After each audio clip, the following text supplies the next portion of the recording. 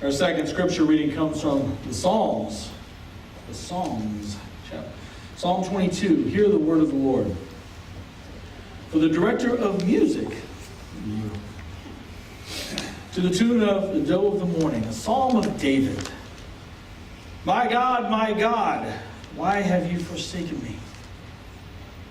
Why are you so far from saving me? So far from my cries of anguish? My God, I cry out by day, but you do not answer. By night, but I find no rest. Yet you are enthroned as the Holy One. You are the one Israel praises. In you our ancestors put their trust. They trusted, and you delivered them.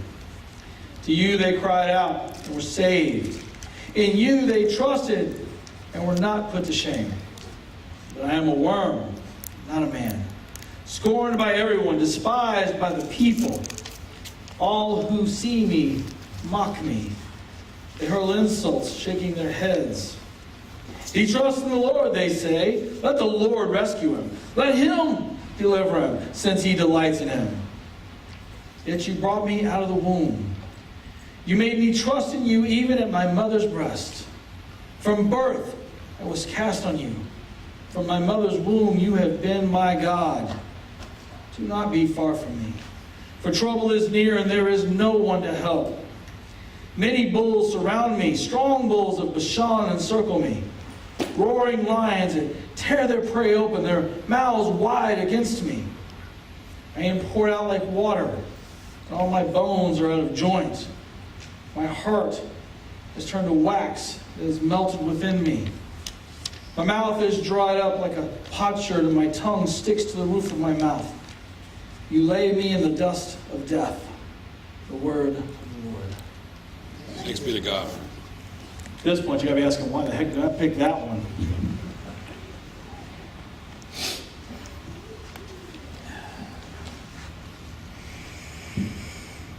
She lost her husband. He was 42 years old. She was not fully employed. She had 3 children to raise. What was she to do?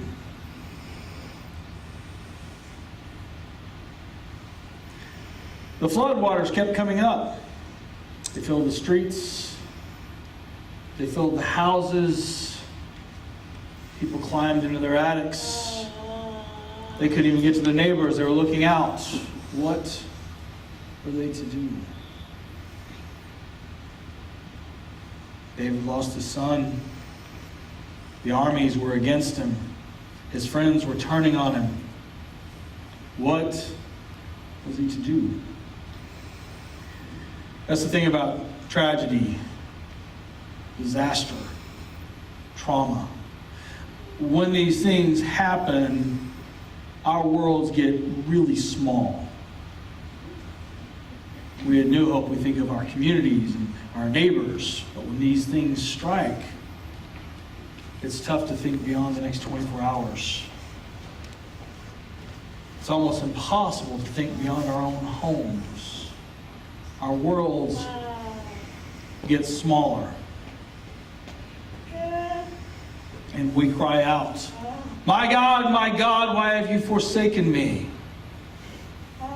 We know those words well, don't we? They come on Good Friday. Our Lord upon the cross cries out, my God, why have you forsaken me? A Good Friday event creates a theological conundrum. Brian used a big word. That Easter Friday situation creates some confusion. If Christ is on the cross crying out, my God, why have you forsaken me? And yet, God is upon the cross. But for the human Jesus, he's been abandoned by friends, left alone, battered and abused. Most of us, if not all of us, have been there. Where are you, God? Why have you abandoned me? I know many people in life who have followed in the footsteps of the Christ, when suffering trauma, have abandoned their faith. If this can happen, there can be no God.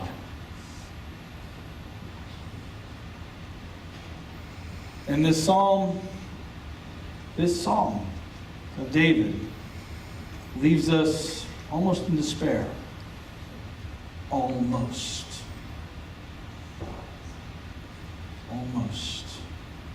For in the midst of the pain at the beginning, in the midst of the pain at the end, in the middle of those words, you know me, God.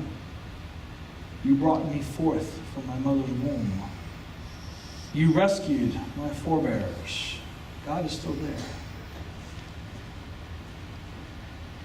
For the woman who lost her husband when he was 42, and I, for one, think that's incredibly young, she was in despair. So she began to journal, writing down 3 blessings a day. She set herself a goal, write down 3 blessings a day. Remember I said the world gets really small when you suffer tragedy and trauma. Her 3 blessings for a long time were her children. Each day she wrote down the name of each child. And that's what kept her going. For those whose houses have flooded, whether it was Harvey or Florence or Michael, the name list seems to go on and on. Those boats that come and rescue you are hope. In my personal experience, my 2 daughters stepped in. One put us up, and the other one took control of my house. They were my hope. It's hard in those moments to be theological, even as a pastor. I can sit there in the flooded house and trauma and go, well, God's present. But even in my mind, those words would sound hollow in those moments. The thing about hope is sometimes we have to look for it. Mr. Rogers tells a story about his grandmother and how she taught him, in times of trouble, look for the helpers. Look for the helpers. Amen. They're the ones that are running to you, not away from you. Now, we all associate Fred Rogers with talking to the children, and those lessons are the most valuable, I think. Helpers can be teachers. Helpers can be the policeman, the firefighter. Helpers could be a Stephen minister who's just willing to sit there and walk with you and listen. A helper can be a friend who comes over to help you clean up. Look for the helpers. But you have to look. When you walk with your head down, all you see is the pain. I lift mine eyes up to the Lord.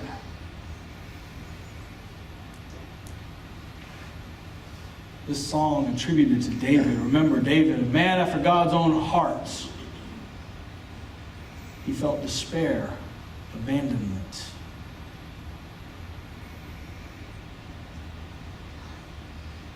Every one of us, most of us, I would argue, has probably experienced trauma. The loss of a loved one, a flooded house, a car wreck, whatever it is, we've experienced it. That sense where we want to cry out from our own cross, my God, why have you forsaken me? We study our faith. We come to church on Sundays and Wednesdays and Monday, Tuesday, Thursday, Friday, Saturday, so that when the time comes, we know how to look. We know where to look for our helpers. We have the courage to say, I need help. Please lift my burden from me. And know this, my friends, that when you cry out, my God, why have you forsaken me? Your cries are heard.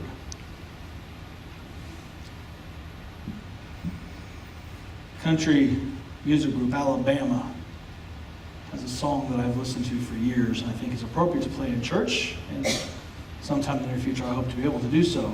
Angels Among Us. The premise is that God puts people in our lives to lift us up, to guide us home. And I believe that. So remember these 2 things, if you will.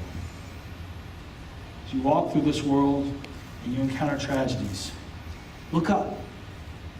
Look to the people that God has put in your path. Look to the helpers and do not despair, for God has placed them there. And I would be deficient if I did not encourage each of you, each of us, be willing to be placed by God to be the helper. Realizing that, each of us here this morning might be the angel that somebody needs in a given moment. Let us pray.